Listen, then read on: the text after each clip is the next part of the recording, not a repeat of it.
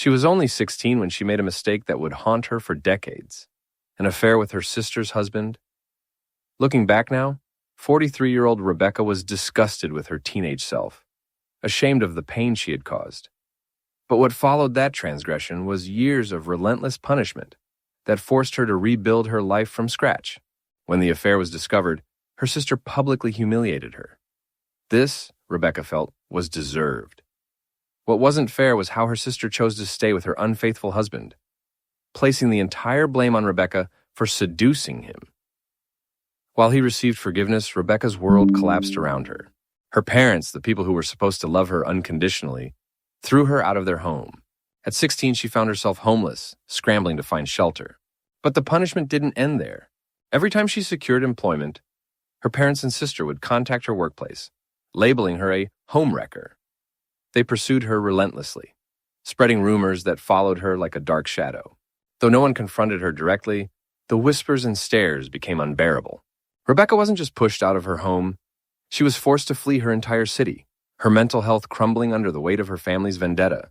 In her new city, fate finally offered her kindness in the form of Mark and Helen, an elderly couple who had never had children of their own. Though Rebecca maintained her independence with her own place, she visited them often. They became her sanctuary, her chosen family when her blood relatives had abandoned her. Once, in a moment of self-deprecation, Rebecca had joked with Helen, "Aren't you afraid I'll steal your husband as a homewrecker?" Helen's response was a balm to her wounded soul. Being a homewrecker isn't your entire personality. Move on and learn from what you did. Those words became Rebecca's mantra as she rebuilt her life. She eventually met the man who would become her husband, and together they raised 4 children, 3 adults now, and 1 17-year-old. Her children grew up knowing Mark and Helen as their grandparents, alongside her in-laws. They also knew about Rebecca's biological parents and the painful history, but it was a distant story from another lifetime. Then, after more than 10 years of silence, the past came knocking at her door. Last Saturday, a message appeared that made Rebecca's blood run cold. I hope you can find it in your heart to read this message. I know we've been through so much pain and hardship, and I want to be honest with you about everything. I deeply regret how things have unfolded between us, especially the hurtful things we said and did in the past, and I am truly sorry for all the pain we caused you. Our actions have had lasting consequences.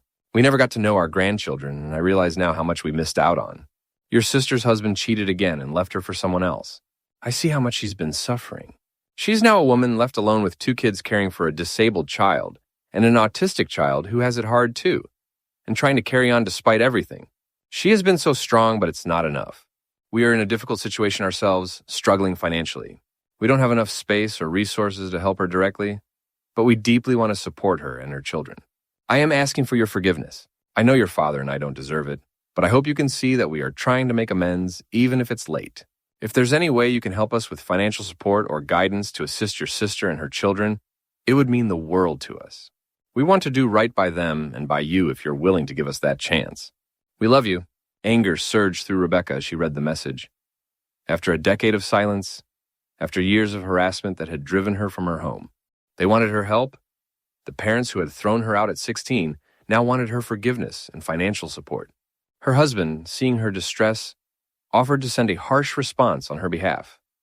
As Rebecca considered her options, to respond with fury, to offer help despite the past, or to simply ignore them and continue the life she had painstakingly built, she wondered what the right path forward truly was.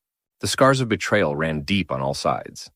Her teenage mistakes, her brother-in-law's infidelity, her family's cruelty, her sister's hypocrisy.